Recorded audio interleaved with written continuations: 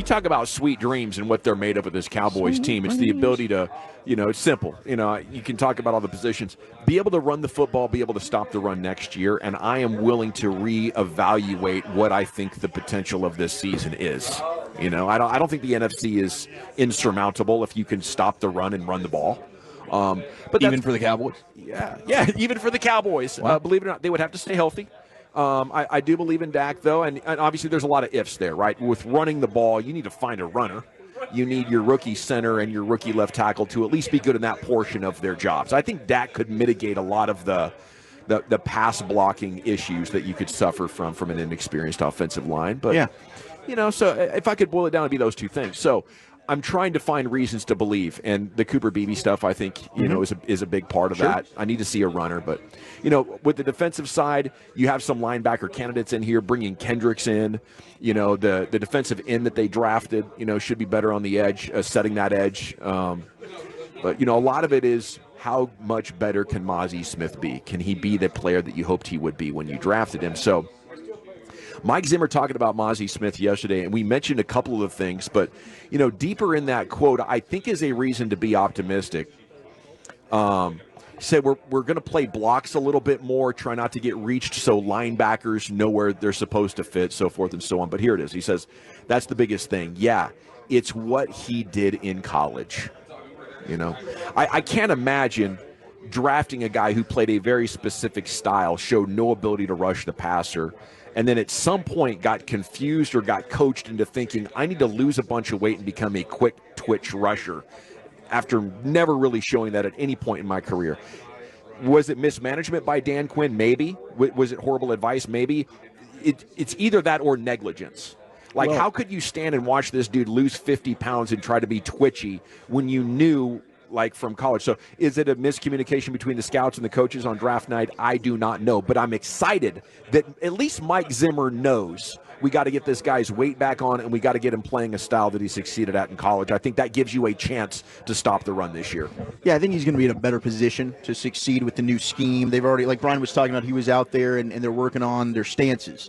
That was a big part of it when he was drafted. When we got to talk with Will McClay, he said that they envisioned that they did see some untapped potential with Mazi when it came to rushing the passer, and a lot of it was how his stance was at Michigan. So I think they tried to tweak a little bit of that. But to me, you're right. What is your bread and butter?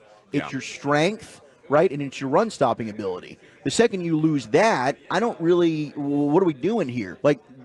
Get that down. Go ahead and set that foundation as an NFL pro. Then we can work on going ahead and figuring out, can I add some pass rush arsenal to my game here? I think Mike Zimmer is going to get back to the basics there with Mazi. I also wonder, we talked about Jack Leiter, some of the mental makeup stuff there. I think Mazi's also very, very hard on himself. I think he's a guy that I think he lost the weight on his own. I don't know that it was a coach necessarily that said, hey, we want you to lose the weight. And that's where the negligence comes in. Yes, you see it happening. That's when you need to step in and be like, hey, is everything okay? Yeah. What's going on here? Yeah. We don't want you playing 20 pounds lighter. We need you to get back up and get that weight up. I think maybe at some point Dan Quinn and the coaches are like, wow, this is a lost cause. This is a long-term project. And before you know it, not only were you playing him out of his natural scheme, but he's lost enough weight now that it wasn't even possible. Mike Zimmer said, I talked to him yesterday, asked him what weight he felt comfortable at, so we've got to get him to that point first and then get his strength back, and then we'll let him get out here on the field. We talked about that strength back comment yesterday. He lost so much weight that he lost his strength. Yeah. You're not only losing fat, but you're losing muscle.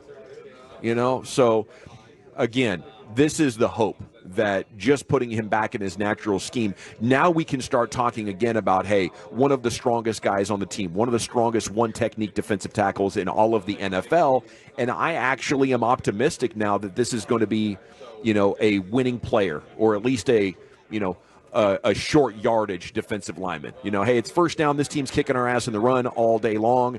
Maybe they will pass it, but we need to make sure we can't run it. Put Mazi Smith in there. Once he gets back to, what was he, 340, 350 pounds? He might be 40 pounds away from that. Mm-hmm. Dude's got a lot of eating to do.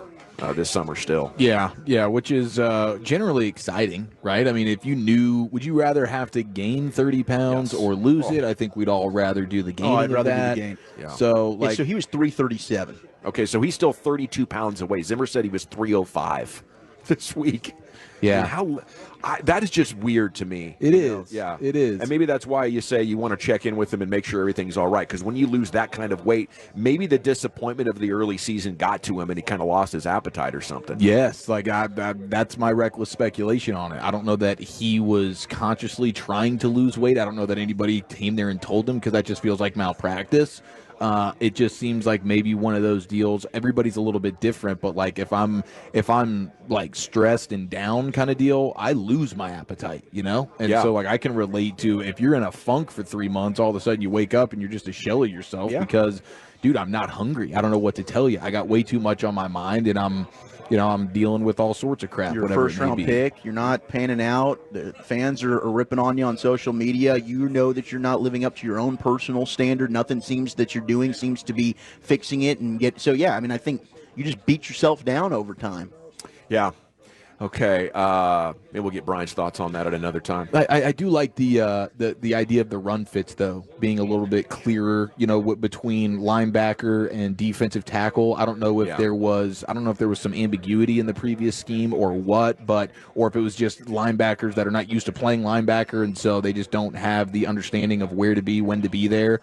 But having true linebackers like Eric Kendricks, like thoroughbred linebackers, understanding instinctually where they're supposed to be and being a little bit more on the same page with the guys on the interior, I mean, that obviously there is encouraging. And we talked earlier about maybe Zimmer lowering the expectations on turnovers because Dan Quinn's defense was so dominant with that, but they also had plenty of flaws. Are you giving up big plays? How many big plays do you give up because you're going for the turnover? Sometimes it pays off for you, sometimes it doesn't, and I think you'll see consistently a Mike Zimmer defense not surrendering the big play, not giving up the chunk plays, and just generally keeping teams out of the end zone. It's like, we didn't have 4 turnovers today, but they scored 16 points. Like, that's a win. Yeah. And it's a constant give and take. You want to limit the chunk plays, or do you want to go for the turnovers? I think they're still going to get enough interceptions. I hope they can get enough of a pass rush without so many guys selling out to get to the QB, because a lot more pressure is going to be on Mike. We talked about this, that double A gap pressure that Mike Zimmer's famous for. I was listening to him talk about this on the Doomsday podcast with Mosley and Werder. And the way he was talking about using Micah in those double A gap pressures, he's like, look, the center's always going to be taking Micah. So because of that, we can try and do a bunch of different things. Maybe sometimes Micah's going to rush. Maybe sometimes he's going to drop, and then there's a stunt that comes in from it. But overall, they can basically line up their protection and get it to where they want it based off where they're lining up Micah and how the offense is going to dictate how they block him. So it sounds like he's got a pretty good plan in place for this. That's that simulated pressure stuff, too. Yes. Isn't it?